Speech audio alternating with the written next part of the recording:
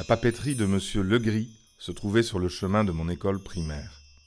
Tous les jours, je m'arrêtais devant la devanture et j'admirais les couvertures des albums de bande dessinée qui s'y trouvaient. Mon argent de poche me permettait parfois d'acheter un roux-doudou ou un rouleau de réglisse, mais jamais de revue ou d'album.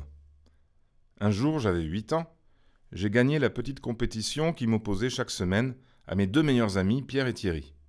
À nous 3, nous composions le podium de la classe, jamais qui que ce soit d'autre ne se glissait entre nous.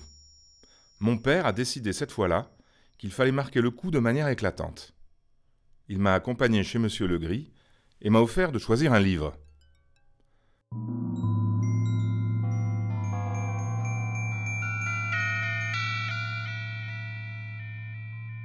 La boutique de Monsieur Legris a été envahie par une bourrasque glacée venant des plus hauts sommets de l'Himalaya. J'ai découvert Tintin au Tibet.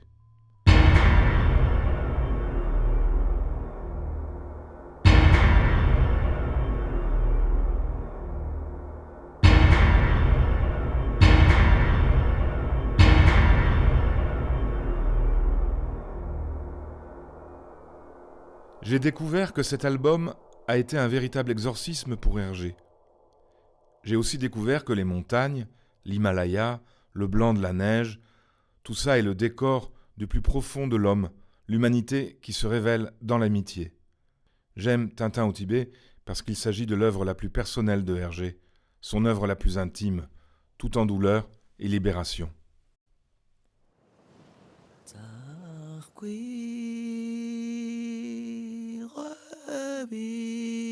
Alain Passard est en Mongolie. Dans le désert de Gobi, il cuisine en bivouac. Le désert de Gobi, les Mongols, 3 heures à dos de chameau avant d'arriver au point de ralliement. Un rêve. À Paris, à l'Arpège, une petite armoire électrique s'est consumée. Les fumées toxiques et pestilentielles ont circulé par tous les conduits d'aération et de climatisation du restaurant et de ses cuisines. Elles ont tout pollué. Pendant quelques jours, une odeur épouvantable flotte à l'angle des 2 rues qui bordent le restaurant. Il doit être entièrement refait.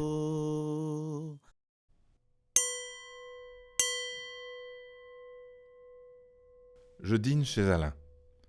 J'ai quelque chose à te montrer. Je voudrais ton avis.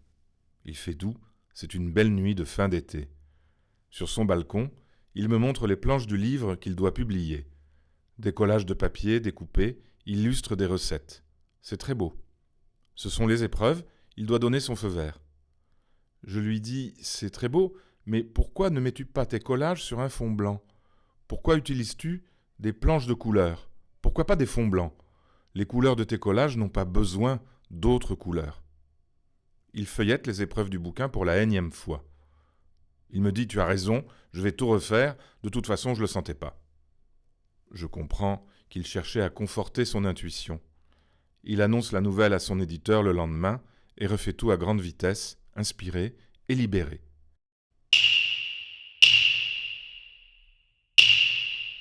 À l'Arpège, les travaux touchent à leur fin.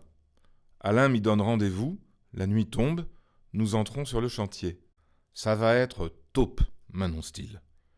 Je ne comprends pas cette haine du blanc que tu as. C'est dingue. La couleur, c'est ta cuisine, les plats que tu envoies. Tu n'as pas besoin d'autres couleurs. Il virevolte comme un danseur, comme un derviche tourneur, presque sur la pointe des pieds. Finalement, les murs seront blancs. Blancs avec de la matière, blancs avec des reliefs, mais blancs. Il m'a fallu des années pour conclure. Alain Passard est le Hergé de la cuisine. Tout s'emboîte. Leurs obsessions artistiques, leur envie de s'exprimer par d'autres moyens que ceux qui les ont rendus célèbres, leur éternelle insatisfaction parsemée de bonheur. Même si j'ignore pourquoi, je sais maintenant que j'aime l'un pour les raisons qui me font aimer l'autre.